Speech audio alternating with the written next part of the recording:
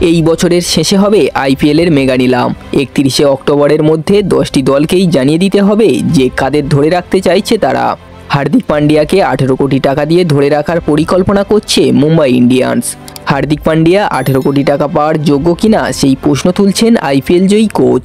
বিস্তারিত বিষয় জানতে হলে ভিডিওটি সম্পূর্ণ দেখুন। এবারের নিলামের আগে ক্রিকেটার ধরে রাখার জন্য নিয়মে বদল করেছে আইপিএলের গভর্নিং কাউন্সিল। মোট 5 জন ক্রিকেটারকে ধরে রাখা যাবে। পরের নিলামের সময় আরও একজনকে রাইট টু ম্যাচ কার্ড ব্যবহার করে ধরে রাখা যাবে। নিলামের আগে ধরে রাখা ক্রিকেটারদের তালিকায় 1 নম্বরে যার নাম থাকবে তাকে 18 কোটি টাকা দিতে হবে। দ্বিতীয় ক্রিকেটারকে 14 কোটি ও তৃতীয় ক্রিকেটারকে 11 কোটি টাকা দিতে হবে। তালিকায় থাকা চতুর্থ ক্রিকেটারকে ধরে রাখতে হলে আবার 18 কোটি টাকা দিতে হবে সেই দলকে।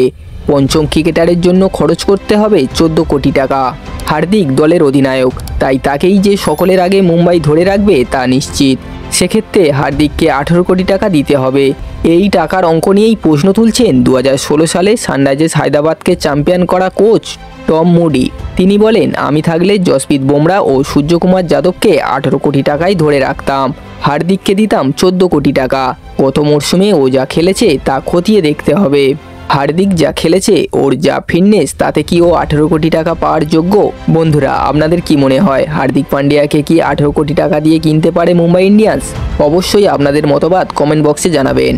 এবারে নিলামের আগে মুম্বাইয়ের আরও একটি সমস্যার নাম হলো রোহিত শর্মা। গত মরশুমে তাকে অধিনায়কত্ব থেকে সরিয়ে দেওয়া হয়েছিল। গতবারেই মুম্বাই ছাড়ার কথা বলেছিলেন তিনি। এবার কি তিনি সত্যিই মুম্বাইয়ে খেলবেন? জানা গিয়েছে হার্দিকের সমান 18 কোটি টাকা দিয়ে রোহিতকে ধরে রাখতে চাইছে মুম্বাই ইন্ডিয়ান্স। তবে তাতে রোহিত রাজি হবেন কিনা তা এখনও সংশয় রয়েছে। বন্ধুরা, এই ছিল আজকের ভিডিওটি কেমন লাগলো অবশ্যই কমেন্ট করে জানাবেন। ভিডিওটি ভালো লাগলে একটা লাইক করে দেবেন এবং এই ধরনের ক্রিকেট নিউজ সবার আগে পাওয়ার জন্য চ্যানেলটিকে অবশ্যই সাবস্ক্রাইব করে দেবেন।